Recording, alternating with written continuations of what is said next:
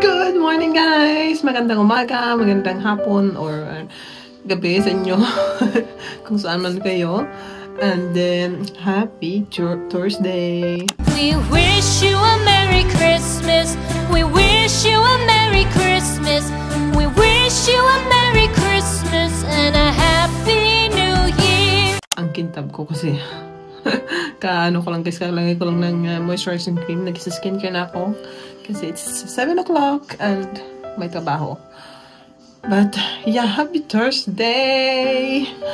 Thursday na, ano na 12 of December. Oh my God, ang bilis ng ano ng araw, no? At yeah, may pasok tayo sa work, and before that, mag-ready muna tayo, of course. Kailangan ko magkape. At saka i-ready yung mga bata. At saka, yun. Dito na sila. Ang ganda ng ano, tingnan nyo. Pag madilim, ang ganda ng ano natin. Uy! Christmas tree. Oh, yan. Anong tawag ito? Kailangan ko muna timpla ng kape. Tingnan nyo pala guys. Mayroon tayong bagong flower. Na roses. Bigay yan sa akin kahapon ni Lefe kasi ayun, nag-ano kami. Hindi naman nag-away, pero ano lang, sinabi ko sa kanya yung mga nasa loob ko. Char! Nasa loob. Nakakalorky. Argument, and then yun. Pinagsasabi ko talaga siya yung mga nasa loob ko. Nilabas ko. Yung para sa kanya. Kasi masakit na masyado sa dibdib. Saan dyan yun guys. Meron pa akong mga hugasan dyan. Sa likod ko. Ayan. Tingnan nyo ba? Hindi. So, nandyan sa likod ko. Hindi ko na nahugasan kagabi. Anyway, back to tayo doon. Naumpisahan lang yun talaga yun ng isang bagay. And then, sumabog ako. Alam mo natin yun, yung pang napupuno ka na din. Ayun. Kaya nagkaano kami. Argument, hindi naman yung as in away na away talaga. Argument, back and forth, and then sinabi ko sa kanya yung mga nasa loob ko. And na-realize niya na mali naman talaga siya. So, yun. Napabili ng ano, ng flowers, napaluto kahapon. Talaga nagluto. And, actually good. Bagay result naman. Maganda yung resulta. Anyway, guys. Cheers! Kape tayo!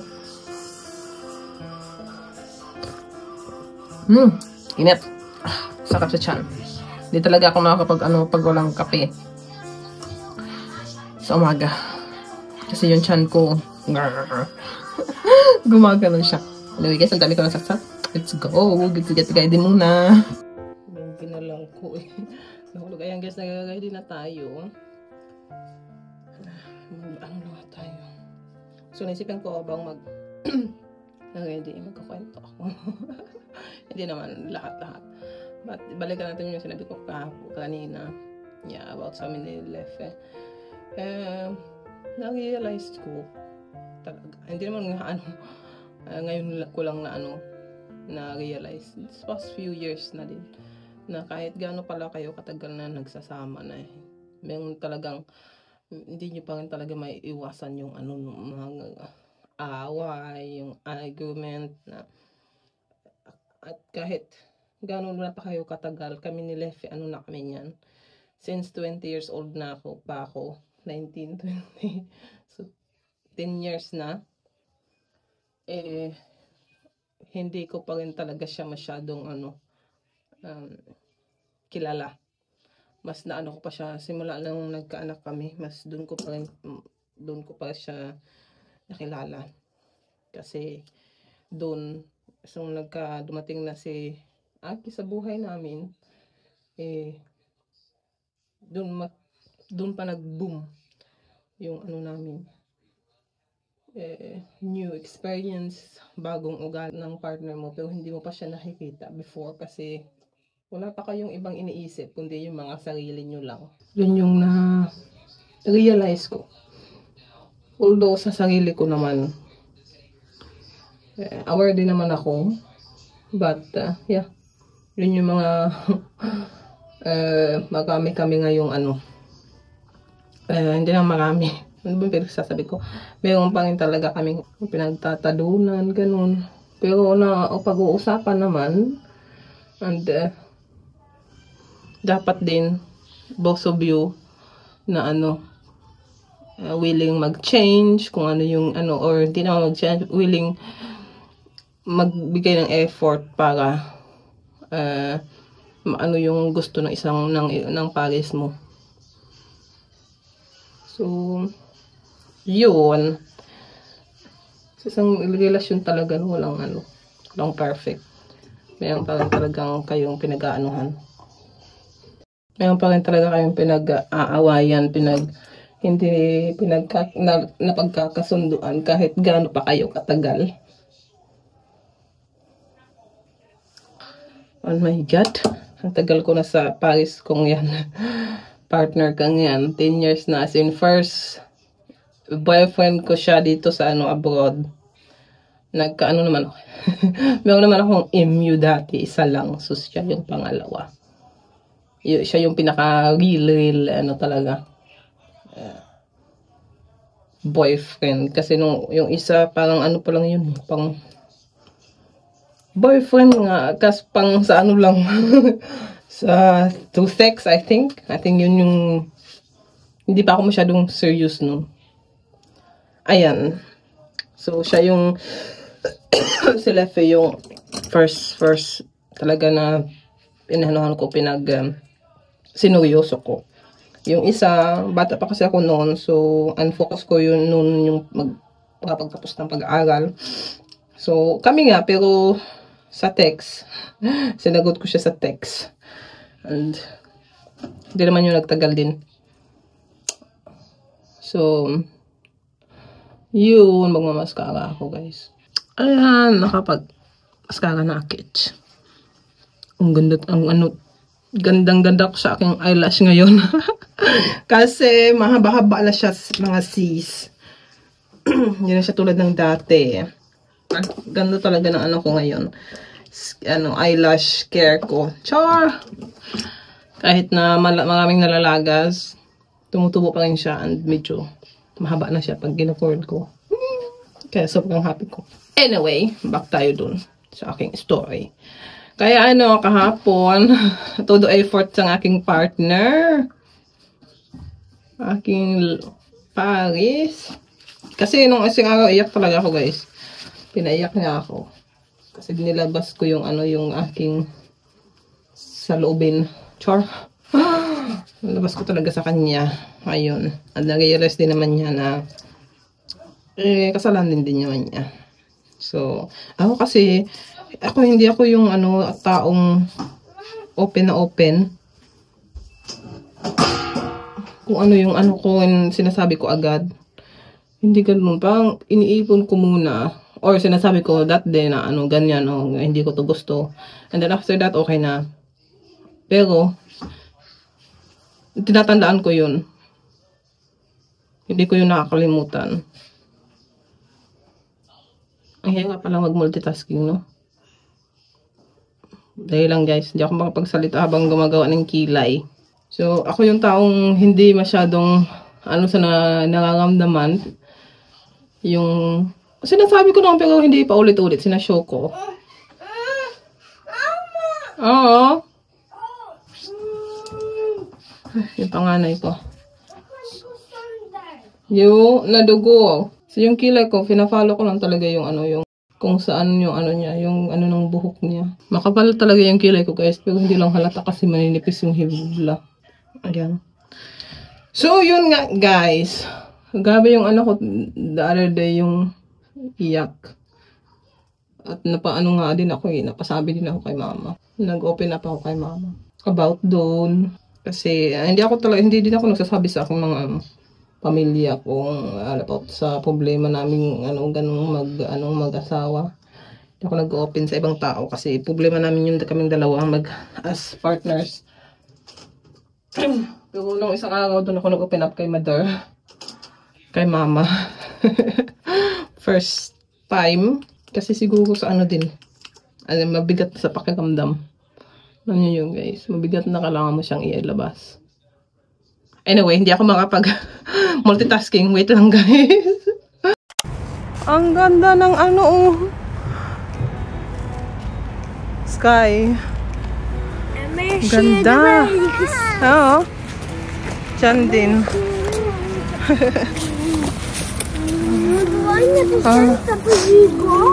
Wala pa tayo pagkasantin sa yulgan. Oo, din ko me. Ayan guys. Pinagpawisan ako. Kaya inano ko yung aking hair. Tinali ko yan dyan. Hindi tinali, yung clip pa. Nako. And, malamig. Ano siya guys? -5. Nakakaloka. Kanan na dali. But anyway, alis na tayo. Ang ganda ng langit dyan. Sa ating background.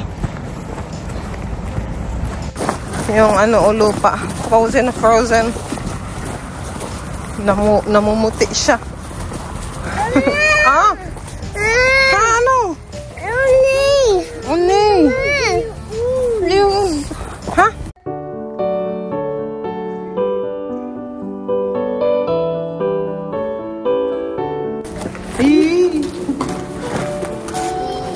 Ayin.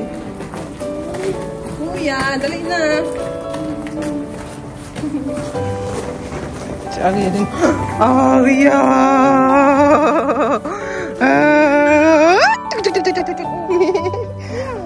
Again! Aria! Dahan-dahan, may ice dyan, be.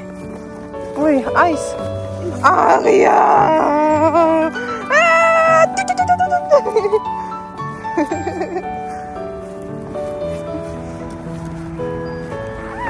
Ayan, dyan.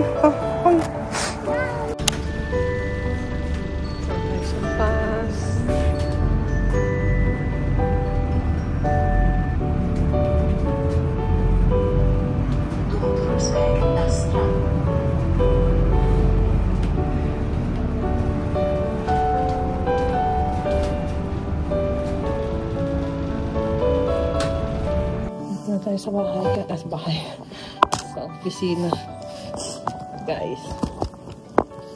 Nalagay ko lang tong baon doon sa sa panglamig sa ref.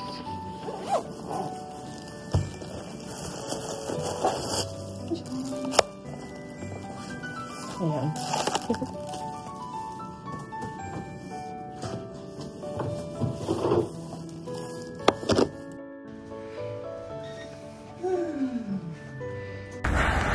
Guys, tapos na tayo sa trabaho. Ito yung ganda pa rin ng kalangitan dyan sa likod ko. Naglalakad na din ako puntang bus stop. Super lamig. Na? -3 I think. Super. Goodness.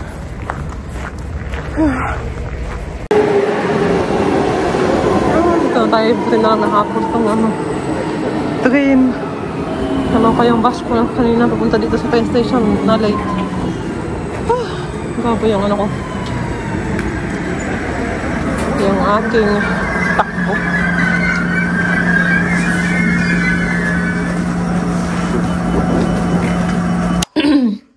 Ayan guys, andito na sa bahay. Kaloka.